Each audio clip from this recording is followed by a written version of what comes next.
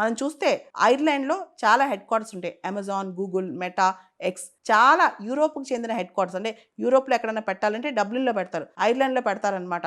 27 European దేశాలకు సంబంధించి complete regulations అన్ని కూడా ఐర్లాండ్ గమనిస్తూ ఉంటుంది. అంటే కేవలం ఐర్లాండ్లో హెడ్ క్వార్టర్స్ ఉన్న నా ఒక్క దేశం గురించి కాదు, 27 యూరోపియన్ యూనియన్ దేశాల గురించి కూడా ఐర్లాండ్ ఆలోచిస్తుంది అనమాట. ఇక్కడ ఐర్లాండ్ డేటా ప్రొటెక్షన్ కమిషన్ వాళ్ళు ఈ టిక్ టాక్ యాప్ దాదాపు ప్రపంచవ్యాప్తంగా 1.5 బిలియన్ పీపుల్ వాడతారంట. ఈ టిక్ టాక్ యాప్ అనేది European unions general data protection regulations కంప్లీట్గా వయోలేట్ చేసిందని చెప్పి ఐర్లాండ్ డేటా ప్రొటెక్షన్ అథారిటీస్ వాళ్ళు ఇప్పుడు ఎలిగేషన్స్ వేస్తున్నారనమాట టిక్ టాక్ పైన. మనందరూ తెలుసు ఆల్రెడీ ఇండియా 4 సంవత్సరాల క్రితమే టిక్ టాక్ ని భారతదేశంలో బ్యాన్ చేశారనమాట. ఇదే విధంగా 2023లో కూడా టిక్ టాక్ మీద ఐర్లాండ్ వాళ్ళు చిల్డ్రన్ డేటా, పిల్లలకు సంబంధించిన డేటా ఇదంతా లీక్ చేస్తున్నారని చెప్పి ఆల్రెడీ అప్పట్లోనే 345 మిలియన్ యూరోస్ ని అప్పట్లోనే పనిష్మెంట్ కింద వేశారనమాట. అదే విధంగా చైనా బేస్డ్ కంపెనీ హువావే, మనకు తెలుసు టెక్నాలజీ కంపెనీ, అది 5G రోల్అవుట్ చేసింది, ఇప్పుడు 6G కూడా రోల్అవుట్ చేయబోతుంది. చాలా దేశాలు, అది యూకే కావచ్చు, స్పెయిన్ కావచ్చు, చాలా దేశాలు హువావేని నమ్మలేదు. ఎందుకంటే హువావే కనుక బిజినెస్ ఇస్తే మన దేశాల్లో హువావేని కనుక ఎంటర్ కానిచ్చి కొత్తగా 6G టెస్ట్ బెడ్ లోనో 5Gలోనో ఇన్వాల్వ్ చేస్తే కనుక